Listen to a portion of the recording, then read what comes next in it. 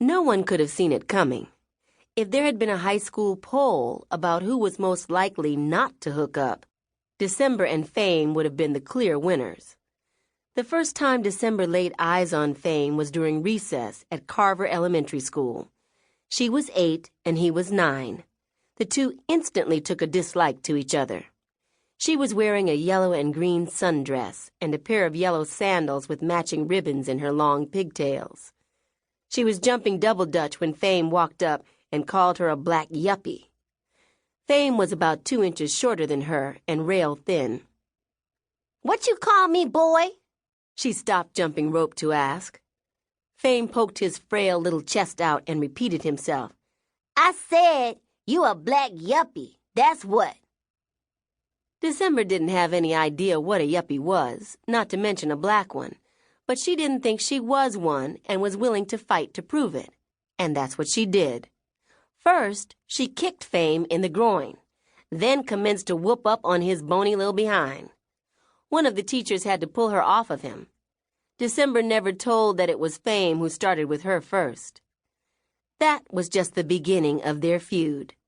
Over the years, there were more fights, and then as they got older, they still managed to make verbal digs at each other whenever possible. But toward the end of their high school careers, everything changed. The animosity gave way to a grudging respect. Fame admired her hustle. December had been voted most likely to succeed, best dressed, and most likely to be arrested. Plus, she had filled out nicely. And December couldn't help but notice that Fame was now a full 5 inches taller than her, with a swagger to match. Recognizing they were kindred spirits, her mouth more than matched his physical bravado about a month ago, Fame called December for what she assumed was to cop some weed or something. December was in the midst of her day, hustling her numerous products. But he hadn't dialed her up to purchase anything. He wanted a truce. And Fame's version of extending the olive branch was 5 pounds of exotic and expensive marijuana. Sour Diesel, Cali Kush, which rapper and weed aficionado Snoop Dogg had even endorsed as one of the best. Over the next month, they got to know each other better. She would visit him from time to time at his apartment to blow some trees, or play some Scrabble or Xbox 360 or Wii. They went to the movies, parks, took bike rides, and exchanged various gifts. She gave him a few outfits, and he gave her a diamond-encrusted heart-shaped pendant. And that was only the beginning.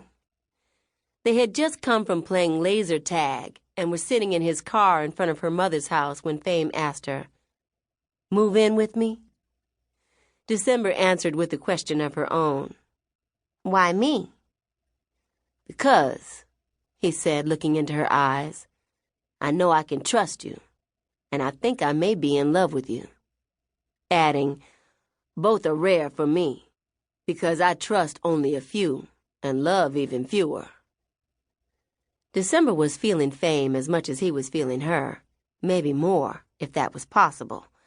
And she was ready to get out of the house with her idiot stepfather. She couldn't stand living in the same space. "If I said yes, and I'm not saying yes yet, when would you want me to move in?" "Today," he said with a smile. "Or whenever you like."